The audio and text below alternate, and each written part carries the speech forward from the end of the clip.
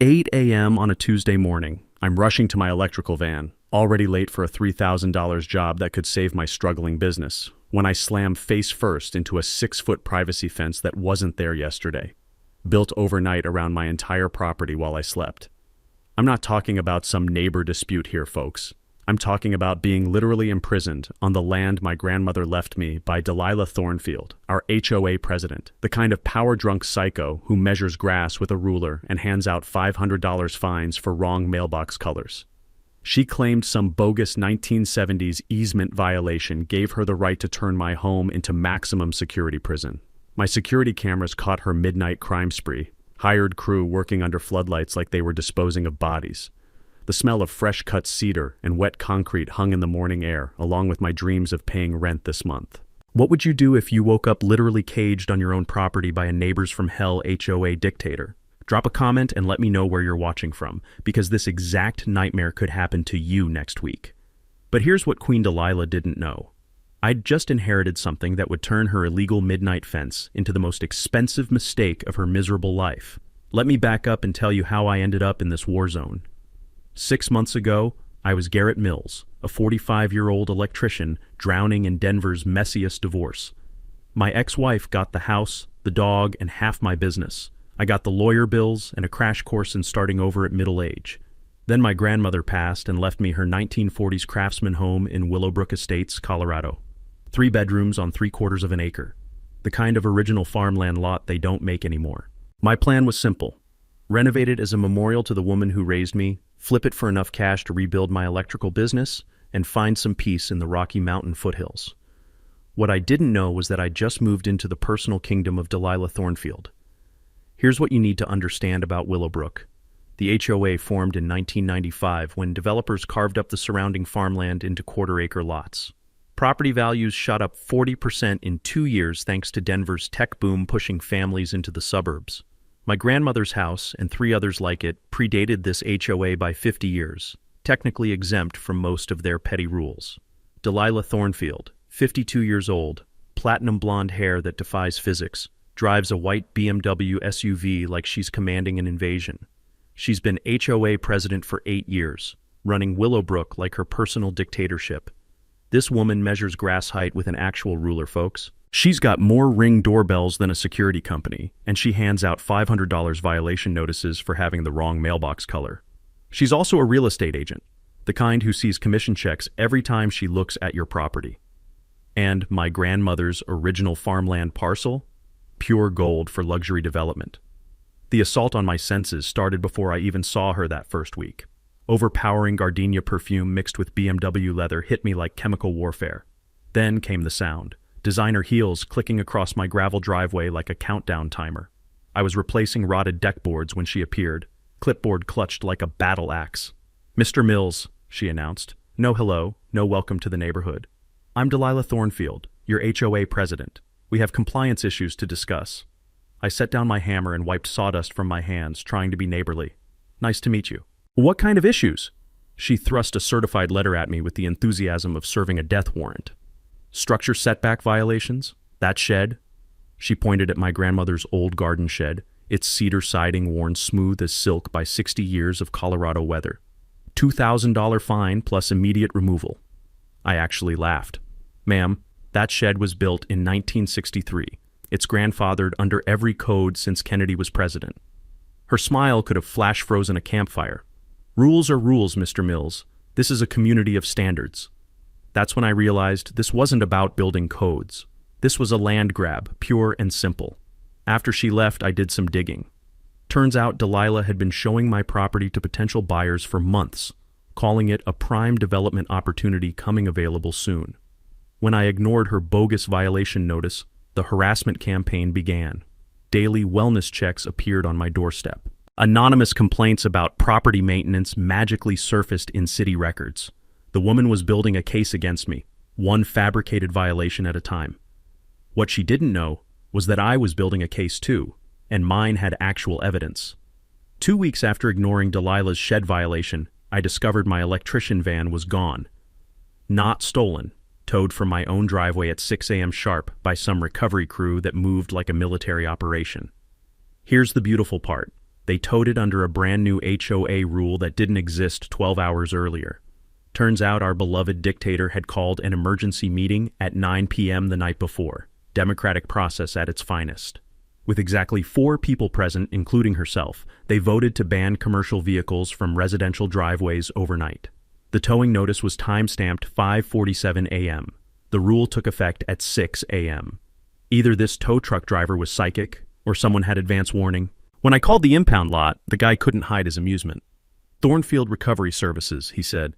"That'll be $480, cash only." I asked who owned the company. "Lady who called it in owns it. Family business," she said. "Real proud of the efficiency." Mini twist time. Delilah didn't just violate due process. She committed fraud. See, I've been documenting everything with security cameras since day one. My footage showed her photographing my van at 11 p.m. with professional surveillance equipment, then making phone calls from her BMW at 5:30 a.m. while the tow truck waited around the corner. She'd planned this military-style operation before the rule even existed. But here's something every homeowner should know. HOA rules can't be applied retroactively, and targeting pre-existing property uses without grandfathering protection violates state law.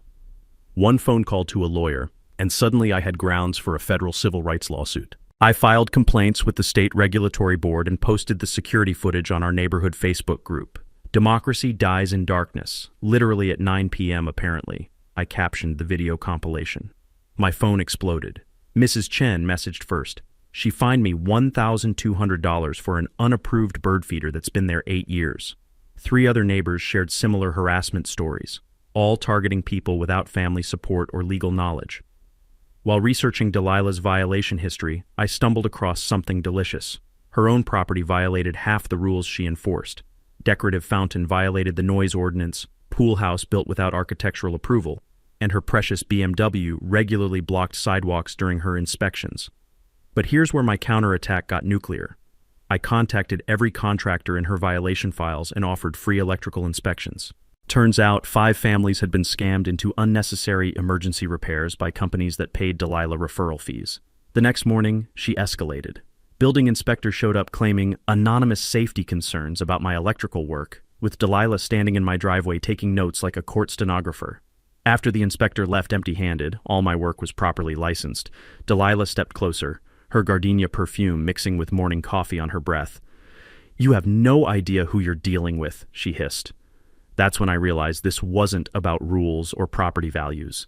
This was about power, money, and a systematic scam targeting vulnerable homeowners.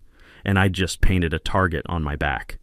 The diesel exhaust from that morning's tow truck still hung in the air like a declaration of war.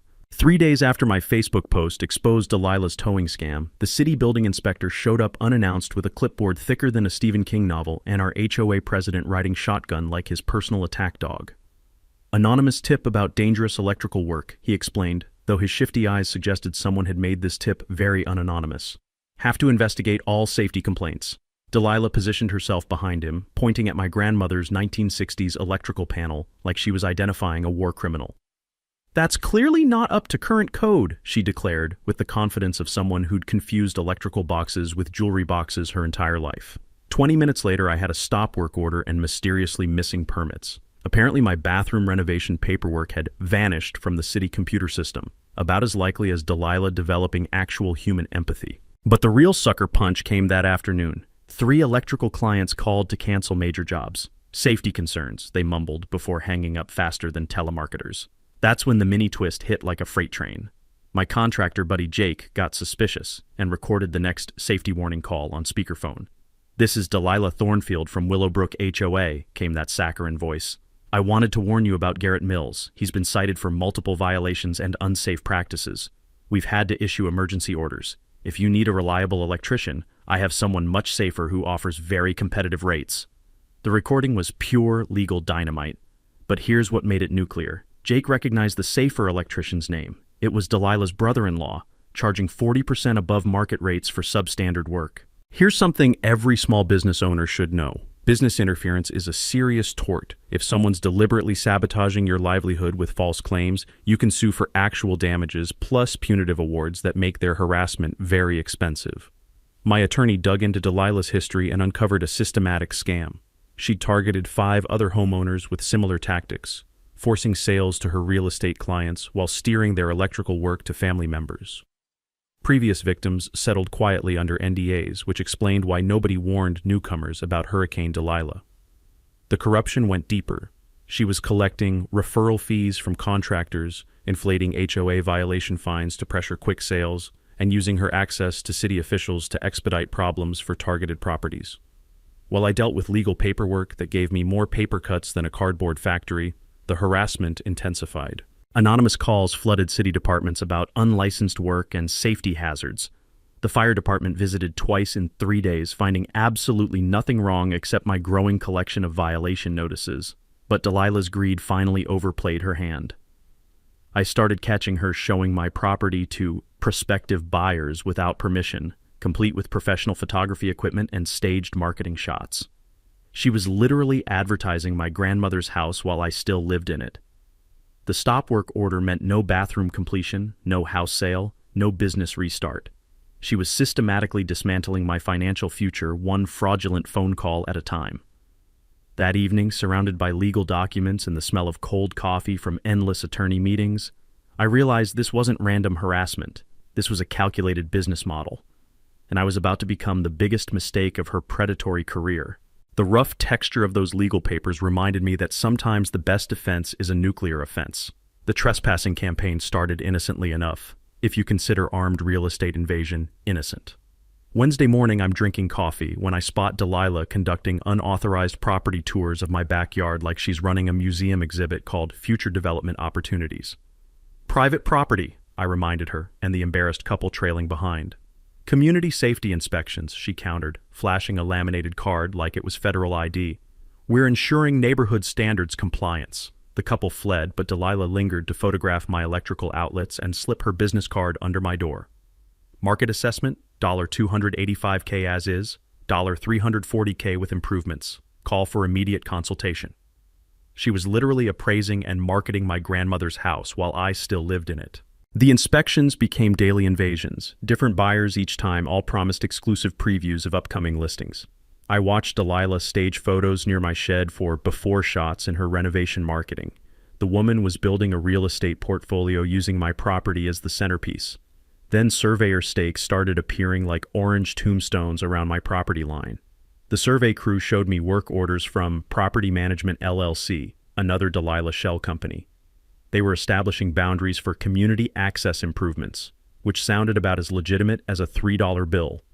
Delilah's master plan unveiled itself during an impromptu yard conference. She produced a 1970s plat map claiming ancient easement rights gave the HOA authority to improve common access areas. Your construction mess affects property values, she declared. We're installing protective barriers for community aesthetics. The fence company struck at 2 a.m. Friday like a special ops unit. I woke to post-hole diggers and cement mixers grinding through darkness, harsh floodlights turning my bedroom into an interrogation chamber. By dawn, a 6-foot privacy fence imprisoned 3 sides of my property. Here's the diabolic genius. The only exit led through an adjoining lot that Delilah's LLC had quietly purchased months earlier. She'd turned herself into a medieval gatekeeper, controlling my access to the outside world. But here's the mini twist that blew this whole operation wide open. When police arrived for my trespassing complaint, they discovered the fence violated 17 different municipal codes, blocked Federal Postal Service, and created fire safety violations that triggered automatic FBI jurisdiction. Delilah had been so focused on trapping me that she'd accidentally committed federal crimes. I immediately called my attorney for emergency injunctions while documenting everything on video. But the immediate reality was devastating. Van trapped, work canceled, grandmother's house turned into minimum security prison. The smell of fresh concrete mixed with treated lumber created an industrial fog that neighbors could smell 3 blocks away. Local news arrived after viral social media posts, and suddenly my driveway became a media circus. Here's the beautiful irony that had me laughing despite everything. The fence crew realized they'd just participated in multiple felonies. Their crew chief started taking evidence photos for his own legal protection, admitting Delilah had lied about property ownership and construction permits. While researching property records for my lawsuit, I uncovered the smoking gun. Delilah had purchased that access lot specifically to create this choke point. Purchase documents showed months of planning to systematically strangle my property rights. But as I stood there surrounded by illegal barriers, breathing diesel exhaust mixed with sawdust and pure malice, something clicked. This wasn't just harassment. This was Delilah's nuclear mistake.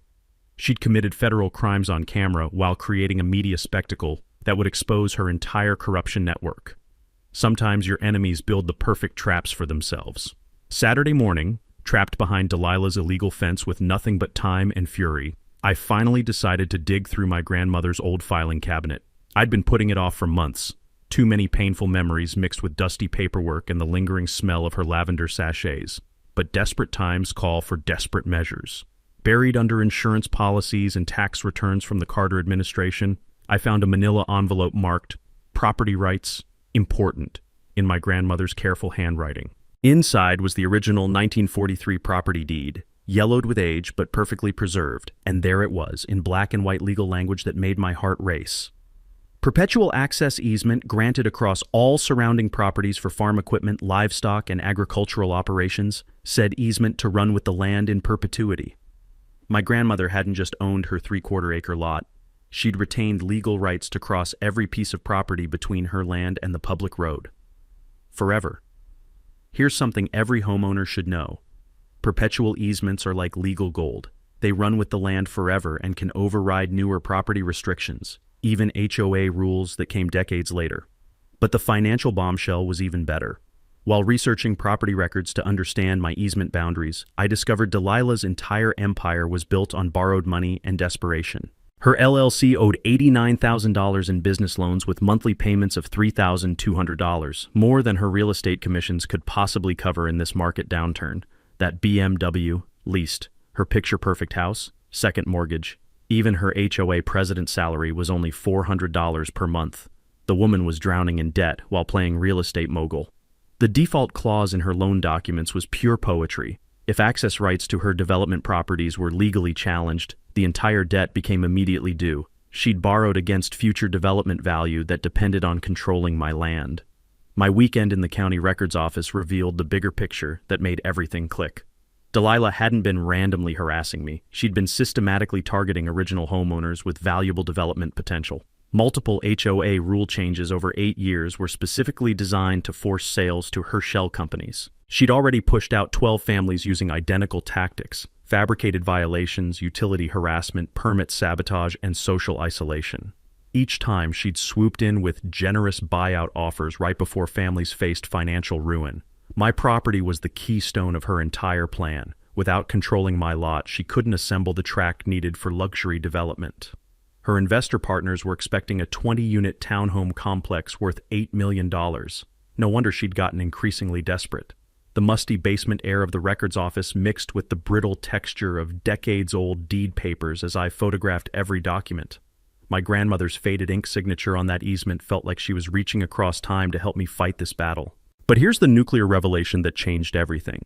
My perpetual easement didn't just guarantee access. It granted legal authority to cross any property between mine and the public road for agricultural operations. Since Delilah's access control lot sat directly in my easement path, her entire fence strategy became legally meaningless. I could drive a tractor across her precious manicured lawn anytime I wanted, and there wasn't a damn thing she could do about it. The power dynamic had just flipped completely. I wasn't the victim of her land grab. I was the owner of legal nuclear weapons that could destroy her entire business model. And she had no idea what was coming.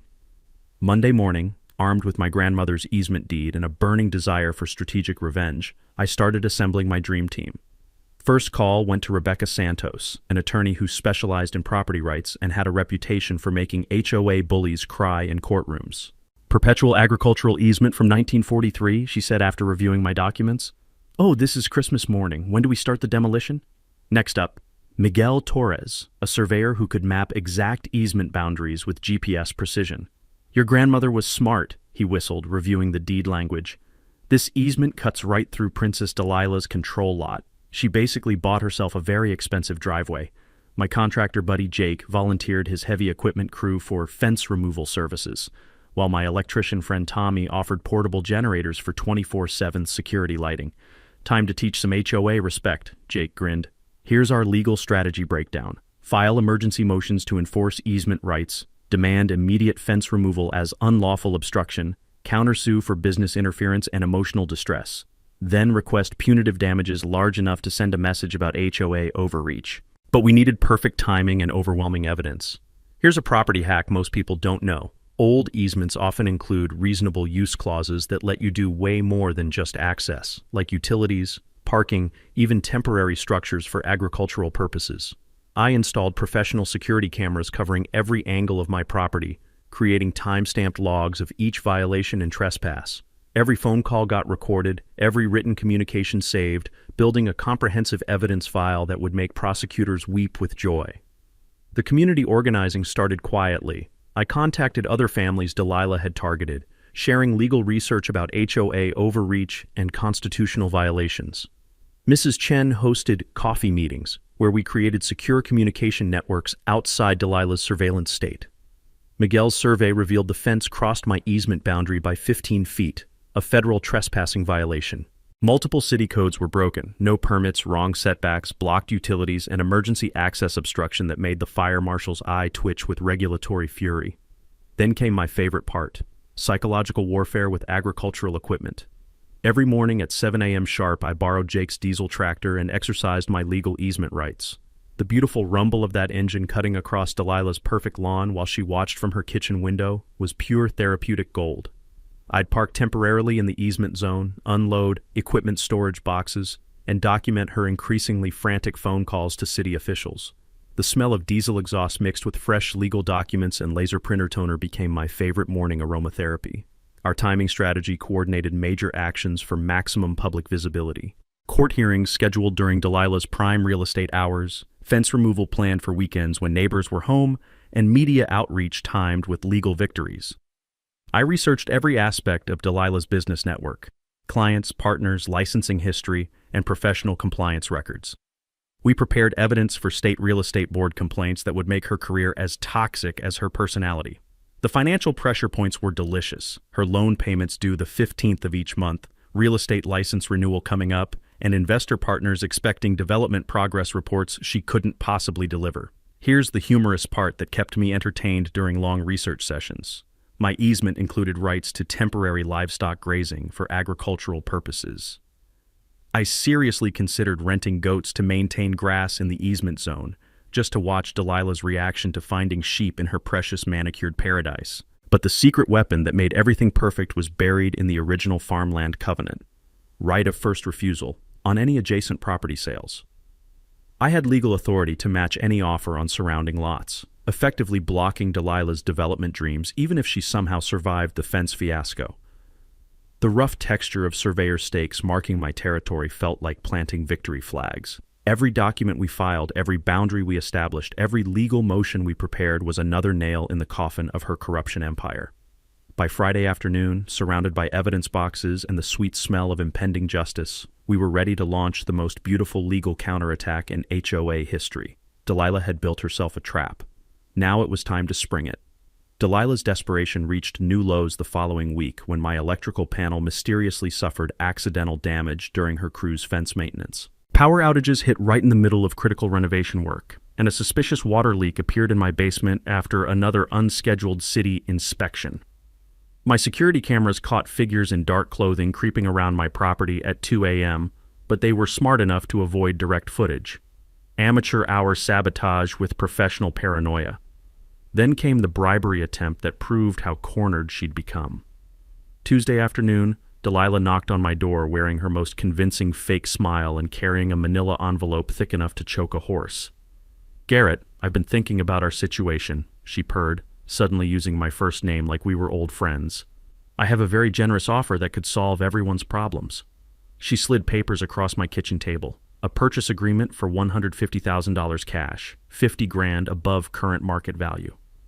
"My client needs a quick closing for a family emergency," she explained. "Cash deal, no inspections, close in 2 weeks." I asked who the buyer was. "Private investor. Very motivated." When I declined, her mask slipped just enough to reveal the desperation underneath. "You're making a mistake, Garrett. Legal costs will eat up more than this property's worth. Why bankrupt yourself fighting the inevitable?" The mini twist came that afternoon when my attorney's private investigator traced the buyer back to another Delilah LLC shell company. She was essentially trying to buy my property with her own borrowed money, using fake urgency to pressure a quick sale before I discovered my easement rights. But the professional intimidation campaign escalated simultaneously. Anonymous complaints flooded the electrical licensing board claiming unsafe work practices and code violations. Subpoenas arrived demanding my business records and client files, harassment disguised as regulatory compliance. Here's something every small business owner should know. Utility interference becomes a federal crime when it crosses state lines, and most utility companies operate across multiple jurisdictions, making FBI involvement automatic. The utilities warfare was Delilah's most vicious attack yet. The water department arrived to disconnect service for non-payment, showing bills that mysteriously transferred charges from her property to my account. Gas company claimed meter tampering reported by a concerned neighbor. Even my internet service got downgraded to dial-up speeds through system errors. I responded by installing backup generators, water storage tanks, and satellite internet, turning my property into a self-sufficient fortress while documenting every sabotage attempt with multiple camera angles. Delilah hired a private investigator who followed me like a discount spy movie, taking photos that showed up in anonymous safety concern reports to city officials. Fake social media accounts appeared overnight, posting one-star reviews across contractor websites claiming I was unreliable and dangerous. The surveillance escalation included professional telephoto lenses glinting from across the street and mysterious cars parked outside my house during work calls. The smell of chlorine from pool chemicals mysteriously spilled near my foundation created a chemical warfare atmosphere. But here's where her desperation backfired spectacularly. She organized emergency HOA meetings about neighborhood safety, distributing professional flyers claiming I was a dangerous individual who attracted undesirable elements. She pressured neighbors to sign petitions demanding my removal while threatening their property values would crash if the situation continued. My counterintelligence operation documented everything. Rebecca's private investigator uncovered Delilah's financial connections to city officials, revealing a corruption network that profited from forced property sales. We traced campaign contributions, consulting fees, and family business relationships that explained how she'd operated with impunity for years. The insurance fraud attempt was her sloppiest move yet. Mysterious storm damage appeared on my roof overnight, followed by an adjuster who noted the damage pattern was inconsistent with any recent weather. Security footage showed figures on my roof during a clear night, while Delilah filed neighbor complaints about dangerous falling debris. I let her believe the tactics were working, appearing increasingly stressed in public while secretly building an airtight legal case. Every phone call, every trespass, every fraudulent report got documented and filed for the spectacular courtroom finale I was planning. The rough plywood covering mysteriously broken windows mixed with generator humming created a siege atmosphere that neighbors couldn't ignore. Local news reporters started investigating HOA abuse stories, and a documentary filmmaker expressed interest in the corruption angle. By month's end, Delilah had committed enough felonies to stock a small prison, all while thinking she was winning.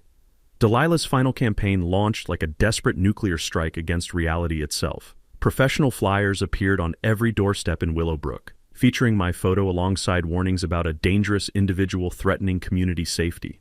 The design quality suggested she'd hired an actual marketing firm to destroy my reputation. False police reports multiplied like a virus, threatening behavior, property vandalism, suspicious activities, all filed by anonymous neighbors who somehow shared identical handwriting with our HOA president. She even attempted to get a restraining order based on fabricated evidence that would have been laughable if it wasn't so malicious. But here's where her corruption network finally exploded into view. My PI discovered Delilah's brother-in-law wasn't just running the tow truck company. He was the city building inspector who'd been sabotaging my permits. Building approvals that normally took weeks got mysteriously delayed for months, while Delilah's LLC properties sailed through the same office in record time. The money trail led straight to City Hall. Campaign contributions traced back to the mayor and 2 city council members, disguised as consulting fees and community development donations. We're talking about a systematic racketeering operation that made old-school mob tactics look amateur. That's when Rebecca dropped the legal nuclear option, a federal RICO lawsuit alleging criminal conspiracy across state lines. Here's something most people don't know. RICO laws aren't just for organized crime. They apply to any pattern of illegal activity that affects interstate commerce. including corrupt HOA operations that involve mail fraud and wire transfers. The FBI started their investigation on a Tuesday. By Thursday, Delilah's world was crumbling faster than a house of cards in a hurricane. Local TV ran an exposé titled HOA Hell, When Neighbors Become Nightmares, featuring my fence siege as the prime example of citizen resistance against corruption. The story went viral on TikTok with hashtags like #FenceGate and #HOACorruption, generating millions of views and thousands of supportive comments. Other victims emerged from the shadows like survivors of a natural disaster. 15 families came forward with identical harassment stories: forced sales, fabricated violations, utility sabotage, and financial pressure campaigns. The HOA board experienced mass resignations, and property owners demanded emergency elections plus forensic audits of missing funds.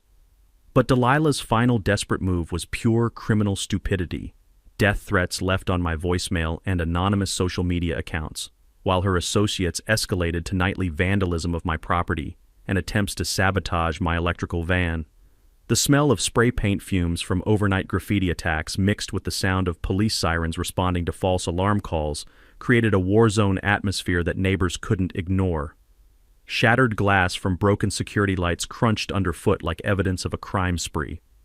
My counter-surveillance operation captured everything in high-definition glory. Hidden cameras recorded Delilah directing sabotage operations from her BMW. Phone calls proved conspiracy with city officials, and financial records showed bribes disguised as legitimate business expenses. The timing couldn't have been more perfect. Her LLC defaulted on the first loan payment just as criminal charges were being filed. The bank began foreclosure proceedings on her properties. Her real estate license got suspended pending investigation, and court orders froze personal assets to preserve restitution for victims. Here's the beautiful irony that had me laughing despite the chaos. Delilah's perfect lawn died from stress and neglect while she focused on destroying mine. Her Ring doorbell surveillance network turned against her as neighbors switched sides, and that precious BMW got repossessed during a live TV interview. Emergency city council meetings were called to address the corruption allegations, with media announcing live coverage of the federal investigation. The community organized demanding accountability, setting the stage for the most spectacular public downfall in HOA history. Electronic evidence traced the fake social media campaign back to computers in Delilah's real estate office, while recorded conversations proved she'd been coaching family members to file false police reports. The woman had created a paperwork trail that would make prosecutors dance with joy. As court issued emergency injunctions ordering immediate fence removal and criminal charges were filed for conspiracy, fraud, and racketeering, I realized something beautiful. Delilah's entire empire was collapsing just as our public confrontation was about to begin. The trap had sprung perfectly, and she'd built every piece of it herself. The emergency city council meeting looked like a cross between a criminal trial and a media circus. 200 residents packed the chamber, local TV crews set up satellite trucks outside, and FBI agents sat in the front row taking notes like they were grading a final exam in corruption. Delilah arrived in an Uber. Her BMW had been repossessed that morning during a live news interview, clutching a manila folder of evidence that looked thinner than her remaining credibility. She'd dressed in her most professional outfit, but desperation clung to her like cheap perfume. "Ladies and gentlemen," she announced to the packed room, "we're dealing with a dangerous criminal who threatens our community's safety and property values." She opened her folder with the theatrical flair of a prosecutor presenting murder weapons. Out came fabricated photos, fake testimonials from imaginary neighbors, and violation notices that would have made Stalin proud. Garrett Mills has been cited for multiple safety violations and refuses to comply with basic community standards. I demand immediate restraining orders and property seizure for public protection. The crowd murmured, cameras clicked, and Delilah smiled like she'd just delivered the closing argument in the trial of the century. That's when Rebecca Santos stood up and said 5 words that changed everything. "Your Honor, please play Exhibit A." The courtroom speakers crackled to life with crystal-clear audio of Delilah orchestrating sabotage operations. "Make sure his electrical panel gets damaged during the fence work. It needs to look accidental, but cause maximum disruption." Then came surveillance video showing her directing midnight fence construction, pointing exactly where to block my driveway and utility access. The crowd gasped as footage revealed her crew working under her direct supervision, while she checked her watch like a military commander. Financial records appeared on the projection screen showing the corruption network. $340,000 in missing HOA funds, illegal kickbacks from contractors, and campaign contributions disguised as consulting fees. The FBI agent stood up. Ladies and gentlemen, this is now a federal investigation into racketeering, mail fraud, and civil rights violations under color of law. Chaos erupted. Sheriff's deputies executed search warrants on Delilah's property in real time while council members watched their careers implode on live television. The building inspector got arrested during the meeting, let out in handcuffs while still wearing his city ID badge. Mayor and 2 council members followed, escorted by federal marshals who'd been waiting outside for exactly this moment. But here's the mic drop moment that made everything perfect. I stood up and addressed the crowd. Here's what Mrs. Thornfield didn't know, I announced, holding up my grandmother's 1943 easement deed. I could have shut down her entire operation on day 1 with this perpetual access easement. Instead, I chose to expose a corruption network that victimized 15 families and stole hundreds of thousands in HOA funds. The crowd erupted in thunderous applause while Delilah's face went through more color changes than a mood ring having a seizure. Here's something every homeowner should know.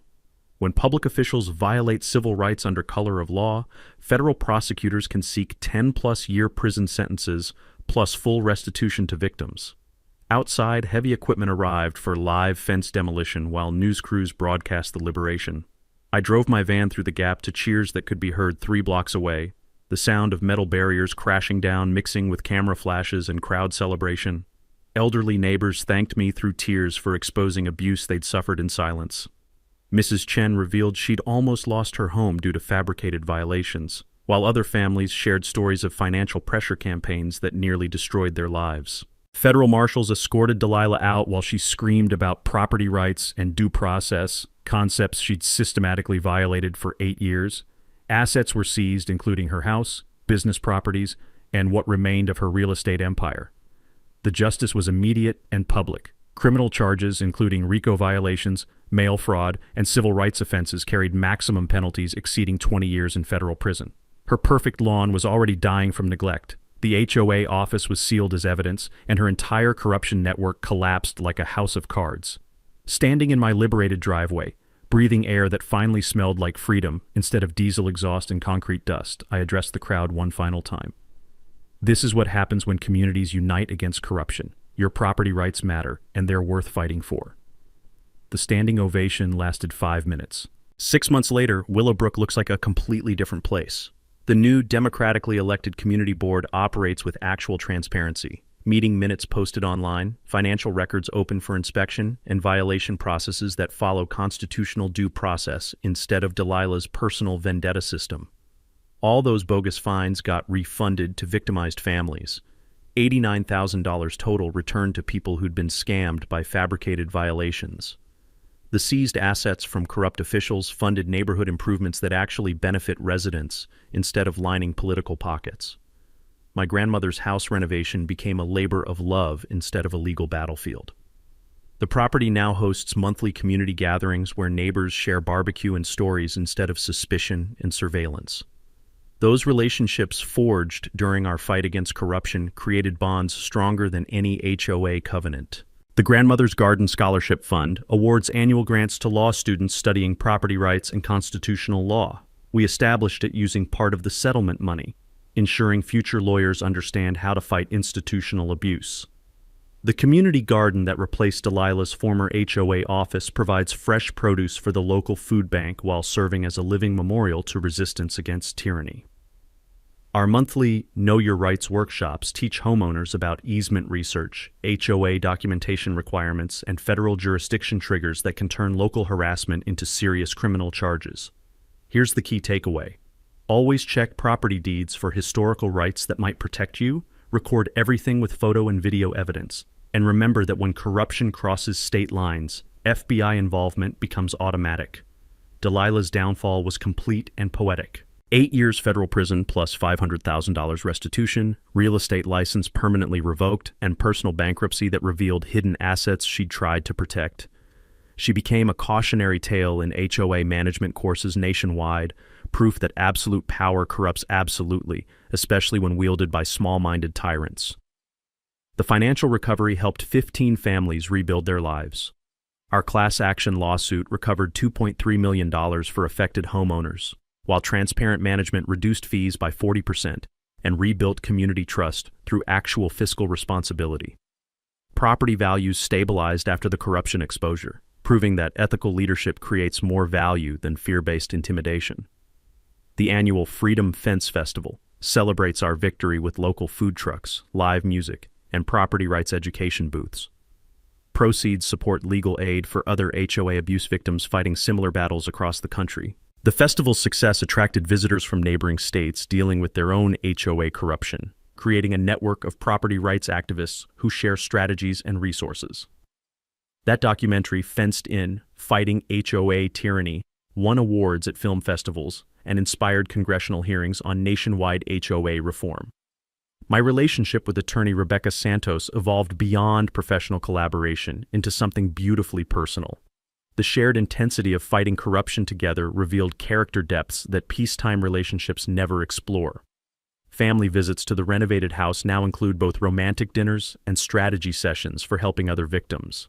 The Community Resource Library, established in our former HOA office, provides free legal consultation for property disputes, while online forums connect activists across regions facing similar challenges. Children's laughter in the community garden where Delilah's intimidation headquarters once stood creates the sweetest sound of victory.